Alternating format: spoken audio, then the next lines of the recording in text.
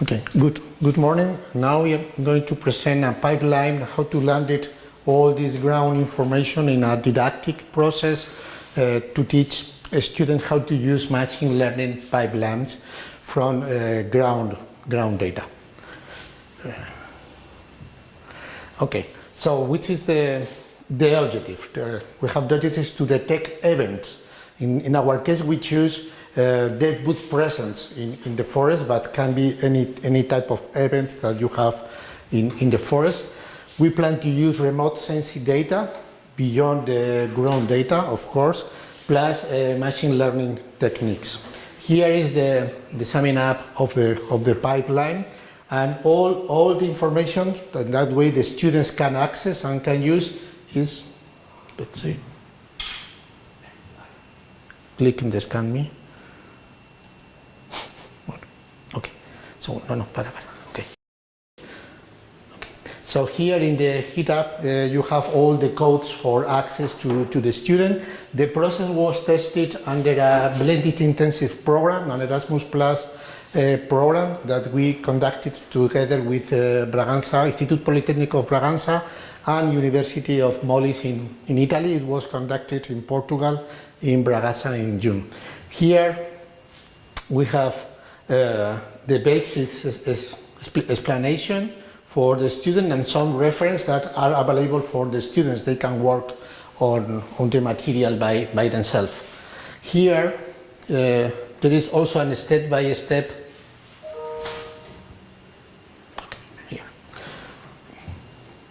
where is explained the step-by-step workflow, and we can follow later. No, pero esto no lo ven los de allí. Okay, so we will continue.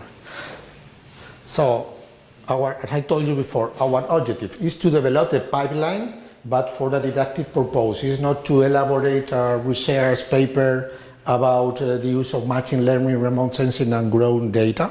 It's how to use on the classroom with the student, because our project, Virtual Forest, is a project devoted or focused on developing teaching tools for virtualization of forestry study. So we defined at first several steps for the pipeline. Particularly in our case, we developed 8 different steps that the student has to follow. At the end, the deliverable is that the students are able by themselves to use remote sensing, ground data, and machine learning. That sometimes things are difficult in just one day session. They can do by themselves. This is the objective, and we tested with several students from different countries from Europe in Portugal. So we have from preparatory action, where we have the ground data. Previously, in the previous presentation, me show you the tropical data. We were working with temporary data, but you have some kind of data, how to import remote sensing data or extract the base information you need, managing the data set, preparing data for machine learning, fitting the machine learning, and sense the final. And the idea is not only to show, is that the students are able to do by themselves. I think I want to stress this. So preparatory actions. Students has to be able to start by themselves. It's better if they do it in advance of the first session, but if not, we can do during the first 20-30 minutes. They have to start RStudio, QGIS has to be installed in the computer because it will be needed beyond our browser, of course, that we need an internet connection. And really important to avoid mess for the students to define a local working directory, because if not, it's a mess. A student or participant, they don't find where the things are in their own computer. So this is like the first step. So it sounds like 2 basics, but I can promise you that it's fundamental, it's the foundation. If we don't do that at the beginning, then it's impossible to follow in one day to arrive to this. So, ground data. In our case, we use ground data from the National Forest Inventory. We use the Spanish National Forest Inventory. Our plan is to adapt or to export the pipeline to use data, another examples, like the Vietnamese data that Min presented us before, but it's example for, because it was more accessible and more understandable for the target public, is to we use the National Forest Inventory of Spain. So here, in that tool, it's nothing.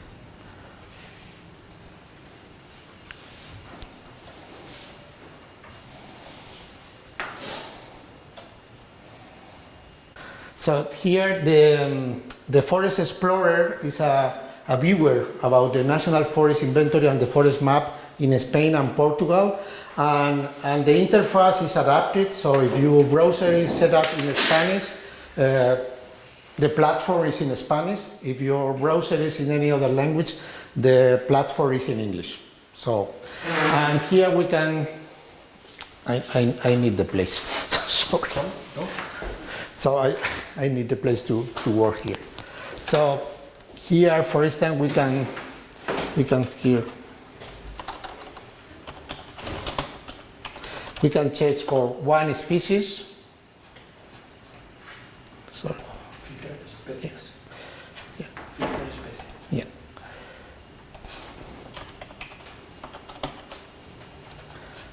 For instance, Pinus pinaster, and then we have where the Pinus pinaster are in Spain, and the intensity of the color is the amount of Pinus pinaster we have in the inventory.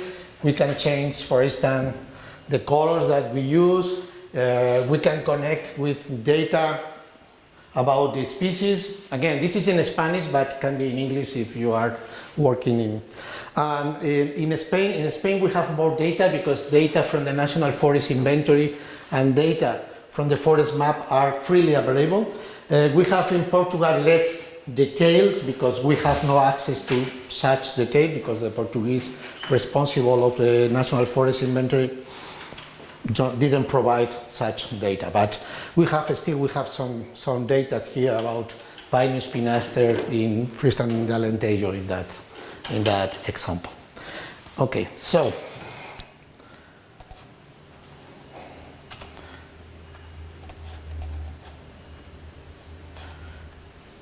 I'm trying to go here.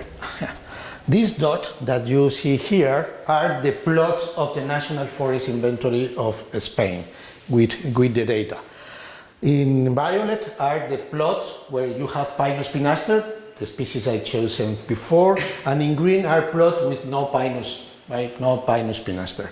This layer is the forest map. Here in brown, in blue are the forest map of Spain. So we are going to extract the data of a set of a collection of plots. If we select one of the plots,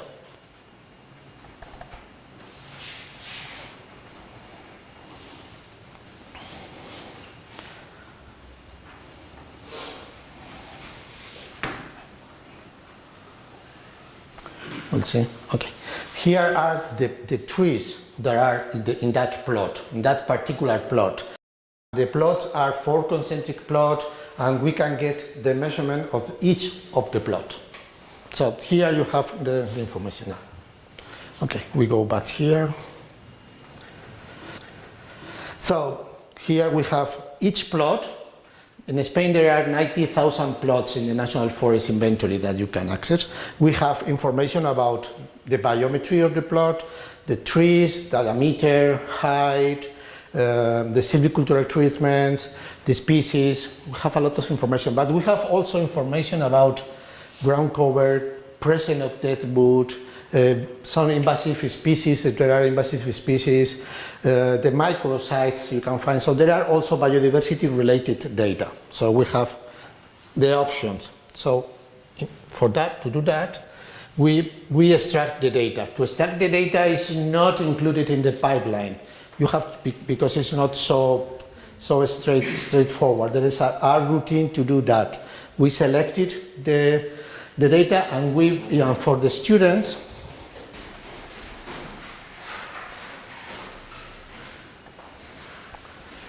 so for the students, we have the data available for the students. So I thought who is here, prepared and selected the data, and we put there. So we explain to the student where the data are, but to speed up the process and to be able to finish in one day session, we offer or we provide the data to the student. The second step is to import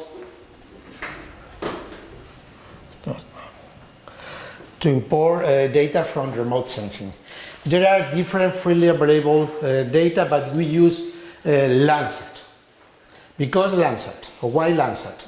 Because our data from the National Forest Inventory was measured in 2003. And in 2003, the Copernicus was not available. And then we use Landsat. In Landsat, and this is the image where the data we have available, we can use here Landsat 7 or Landsat 5. This is the two options we have for 2003. But Landsat 7 has problems.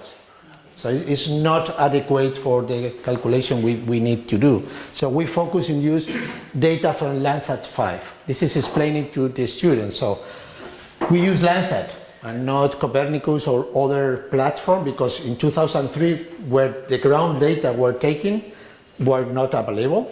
And Landsat is openly available for that period, and we have two auctions, but Landsat 7 has some trouble and is not adequate for that use for. And then we concentrate to use Landsat 5. To do that, we use Earth Explorer.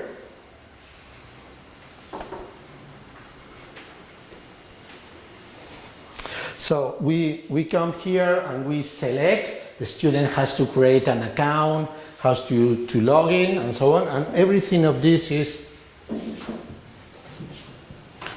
explaining here step by step. So students, so I normally in the practical I did or I do with them, but they can do by themselves, only reading the step by step here. And finally, if they fail, I offer also the solution. So we download by themselves one solution, just in case, because sometimes they have trouble or not, but just not to stuck with that problem. Then we have to extract base information. To do that, to compute remote sensing metrics, we mix the location of the plot and the image we download. And we do that in QGIS. QGIS is needed to extract and compute remote sensing metrics. Again, for the students, here is a step by step process. We have no time here to explain in detail. So, in that example, in QGIS, with the Landsat 5 image that we selected, we have to extract band 3 and band 4. There are several bands, and we explain in advance which are the indices we plan to calculate, metrics, and then we download only the band 3 and band 4. In the GitHub, everything is included. And then we finish with that. We have now a CSV. We export from QGIS in a CSV all the data, and now we move to R and R Studio for the final process. Here we have the managing the data set that is organizing the data, because they are not properly imported from to analyze. So there are, here we put follow data repository, because I didn't write here all the script, but the script I think is important. This I use GitHub because it's a really good it's a really good tools for students. First, it's open because we have educational account. With your educational email, you can get an educational account with more capabilities. Second, it's open. This is one of the requirements of our project. And third, is work across courses, because sometimes professor, we teach or we collaborate in different way, and then we have things in close learning platform like the virtual campus of each university, and here you can connect from everywhere. So a student can come here, can copy directly the codes and paste in the local R studio and run. Then we have to define the field metrics, the different metrics from the data about fine boots, coarse boots, about the dead boot. And we have to calculate also the remote sensing metrics, NDVI and SAVI.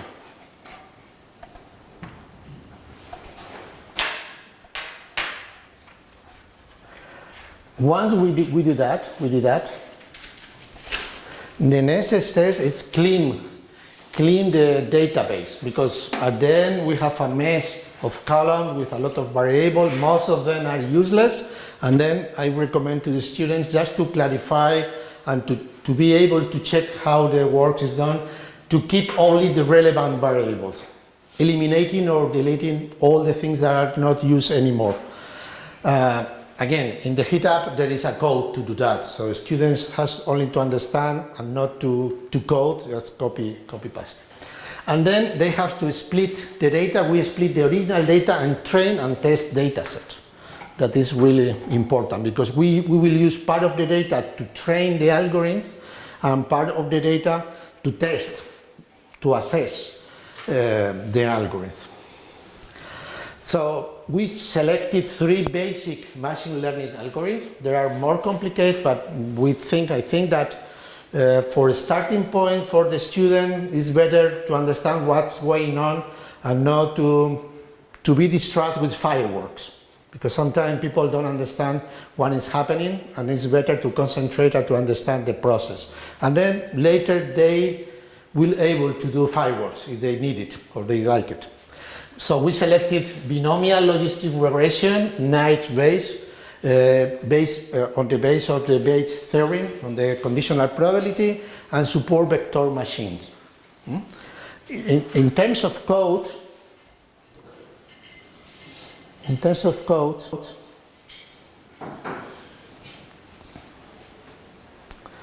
it's really simple. This is the code for logistic, binomial logistic. This is almost nothing.